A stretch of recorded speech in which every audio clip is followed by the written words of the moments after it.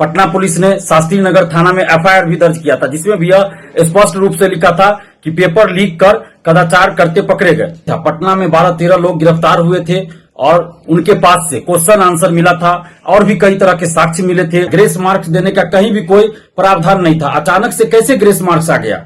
ये कहीं ना कहीं एनटीए के द्वारा भयंकर धांधली सेटिंग इस बार नीट यूजी में की गई है और उस धांधली सेटिंग को छुपाने के लिए अब एनटीए के द्वारा 1563 अभ्यर्थियों के बारे में कहा जा रहा है कि उसको सिर्फ ग्रेस मार्क दिया गया और उसके लिए अलग से परीक्षा ले ली जाएगी।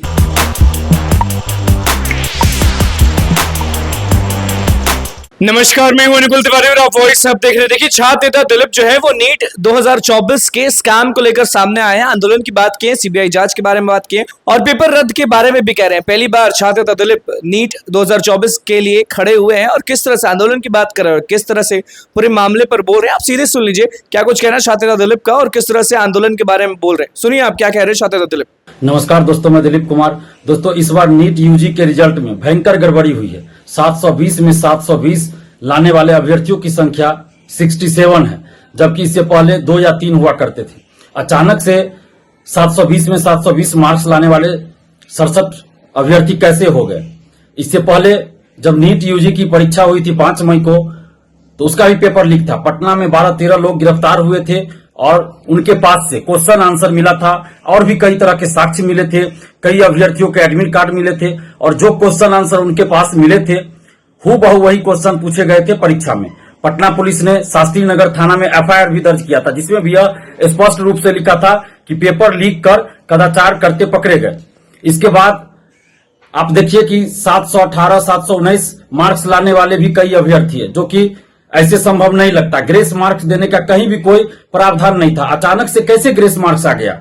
ये कहीं ना कहीं एनटीए के द्वारा भयंकर धांधली सेटिंग इस बार नीट यूजी में की गई है और उस धांधली सेटिंग को छुपाने के लिए अब एनटीए के द्वारा 1563 अभ्यर्थियों के बारे में कहा जा रहा है कि उसको सिर्फ ग्रेस मार्क दिया गया और उसके लिए अलग से परीक्षा ले ली जाएगी।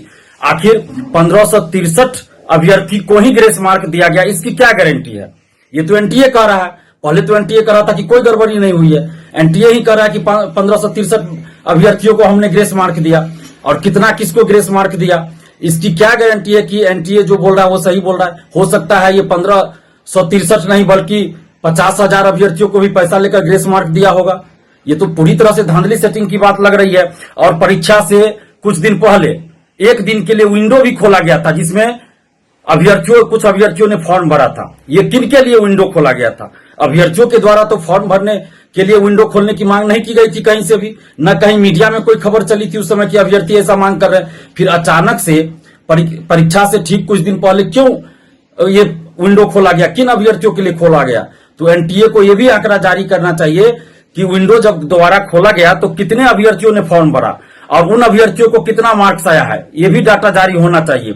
और पेपर लीक जो हुआ उसकी पूरी जांच होनी चाहिए। और हम केंद्र सरकार से मांग कर रहे हैं, मोदी जी से मांग कर रहे हैं, जो नरेंद्र मोदी जी ऐतिहासिक रूप से तीसरी बार देश के प्रधानमंत्री बने हैं, हम उनसे ये मांग कर रहे हैं कि 24 लाख देश भर के युवाओं के भविष्य से खिलवाड़ हो रहा है।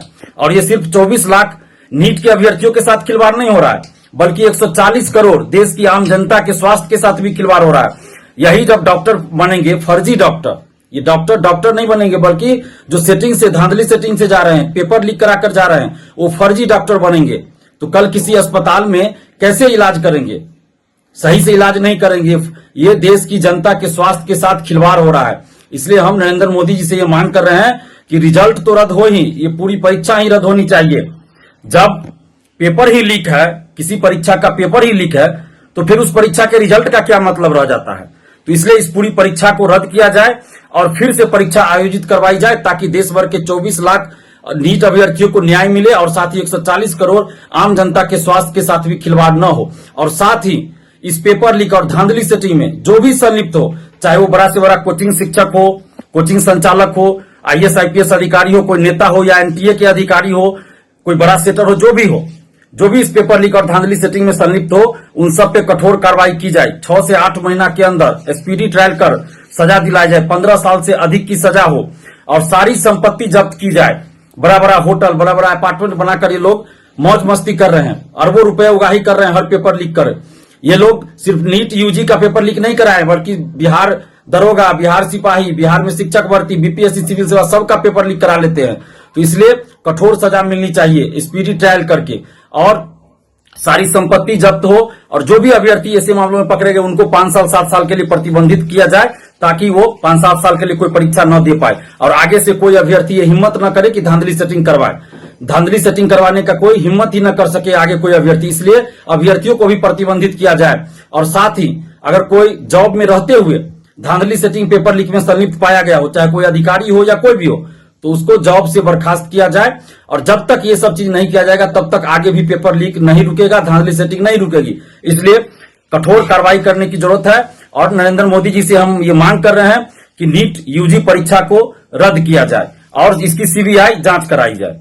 तो आपने सुन लिया कि छात्र नेता दिलीप जो है वो सीधे आंदोलन की बात किए, सीबीआई जांच के बारे में बात किए और पेपर रद्द की मांग कर दी। अब देखना होगा कि छात्र नेता दिलीप इस चीज को लेकर, इस पूरे मामले को लेकर कब तक स्टूडेंट्स का साथ देते हैं और सड़क पर उतरते हैं या नहीं उतरते, क्योंकि अब तक नीट 2024 में स्टूडेंट्स को न्याय नहीं मिला। तो बस हमारे चैनल को सब्सक्राइब करें, धन्यवाद।